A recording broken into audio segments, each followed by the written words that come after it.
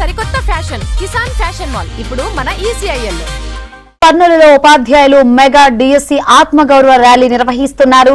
తమ ఉద్యోగాలపై వైసీపీ దుష్ప్రచారం చేస్తుందని, తాము కష్టపడి ఉద్యోగాలు సాధించామని ఆగ్రహం వ్యక్తం చేస్తున్నారు.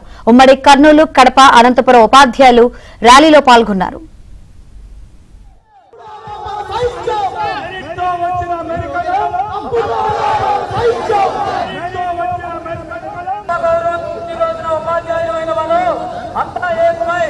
ఉద్యమం చేస్తూ ఉన్నాం. ఎంతో చరిత్ర కలిగిన కర్నూలు కొండారెడ్డి ముందు సాక్షిగా ఈ ఉపాధ్యాయుల ఉద్యమ ఐక్యత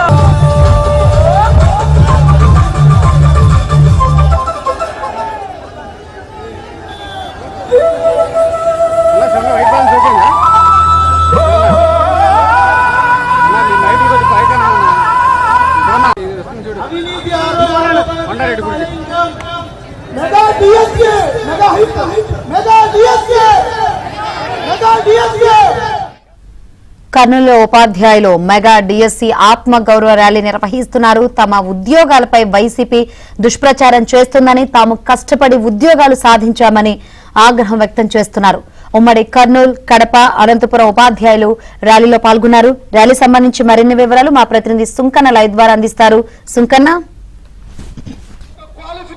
నిరూపించుకోమని చెప్పి ఈ ప్రభుత్వం స్పోర్ట్స్ వాళ్ళని గౌరవించింది.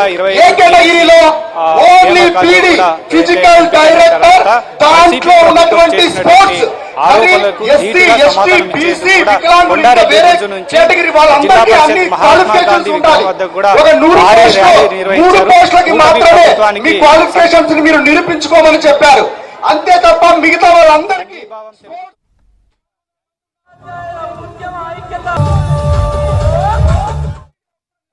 మరియు ఇంకా ఏమి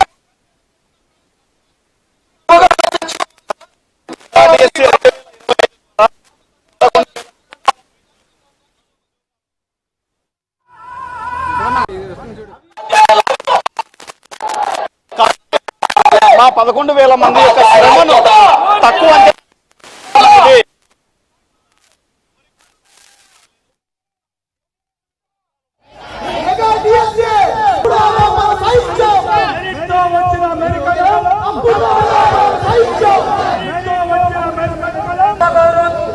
ఉపాధ్యాయులైన వాళ్ళు అంతా ఏకమై ఉద్యమం చేస్తూ ఉన్నాం. ఎంతో చరిత్ర కలిగిన కర్నూలు కొండారెడ్డి ముందు కూడా రాబోయే రోజుల్లో తప్పకుండా కూడా సమాధానం చేయాలని చెప్పి కూడా తెలియజేస్తున్నాం. 5 సంవత్సరాల కాలంలో ఒక్క డిఎస్సి కూడా నిర్వహించకుండా మా ఆత్మగౌరవాన్ని దెబ్బతీసి నిరుద్యోగులను పట్టించుకోకుండా వ్యవహరించినటువంటి ఈ రోజు ఎక్కడ చూసినా కూడా దగా డిఎస్సి, మెగా డిఎస్సి, దగా డిఎస్సి అని చెప్తుంది. ఇది చాలా తప్పు. మా డిఎస్సిలో హారిజాంటల్ రిజర్వేషన్ కానీ, తర్వాత స్పోర్ట్స్ కోటా కానీ, ఇవన్నీ కూడా కొత్త పద్ధతిలో ఈ రోజు నారా లోకేష్ గారు విద్యాశాఖ మంత్రిగా బాధ్యతలు తీసుకున్న తర్వాత ప్రతి ఒక్క అంశాన్ని, ప్రతి వినతిని స్వీకరించి ఒక్కరు కూడా న్యాయం చేసి చాలా చక్కగా ఆన్లైన్ లో ఈ పరీక్షలు అనేటువంటివన్నీ కూడా నిర్వహించడం జరిగింది. ప్రతి అభ్యర్థి కూడా కష్టపడి వారి వారి స్థాయిలో ఈరోజు ఉద్యోగాలు తెచ్చుకోవడం జరిగింది. అందుకే ఈ మా 11,000 తరఫున నారా లోకేష్ గారికి కూటమి ప్రభుత్వానికి మనస్ఫూర్తిగా ధన్యవాదాలు తెలియజేస్తున్నాము.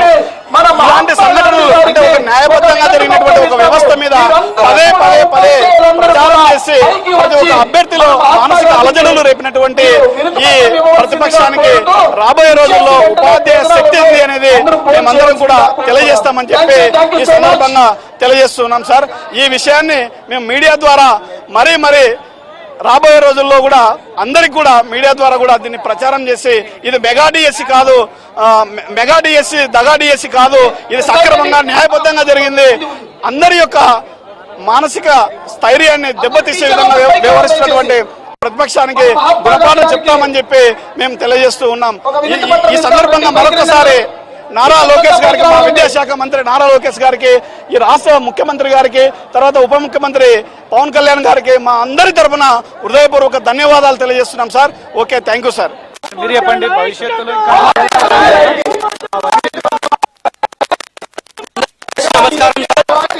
అందరికి నమస్కారం. ఇదే సార్, ఈ డిఎస్సి ఆన్లైన్ లో ఎగ్జామ్ జరిగింది సార్. ఆన్లైన్ లో పారదర్శకంగా సీసీ కెమెరాల మధ్యన ఈ ఎగ్జామ్ జరిగింది. ఆన్లైన్ లో ఎగ్జామ్ జరిగిన తర్వాత రెస్పాన్స్ షీట్లు ఆన్లైన్ లో పెట్టడం జరిగింది. రెస్పాన్స్ షీట్లు అనుగుణంగా మెరిట్ లిస్ట్ వదలడం జరిగింది. ఆ మెరిట్ లిస్ట్ ప్రకారమే మేము జాబ్ సాధించాం. అంతేగాని మేము ఎవరికి కూడా డబ్బులు కట్టలేదు. అదే విధంగా మా ప్రతిభ, మా ఉద్యోగం, అంతేగాని మమ్మల్ని అవమానపరచండి. మా ఆత్మగౌరవం దెబ్బతింటుంది.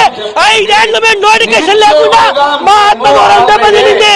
కాబట్టి ఆన్లైన్ లో పారదర్శకంగా జరిగిన ఈ నియామకాలను మీరు భంగం చేయొద్దని అని నేను విన్నవిస్తున్నాను.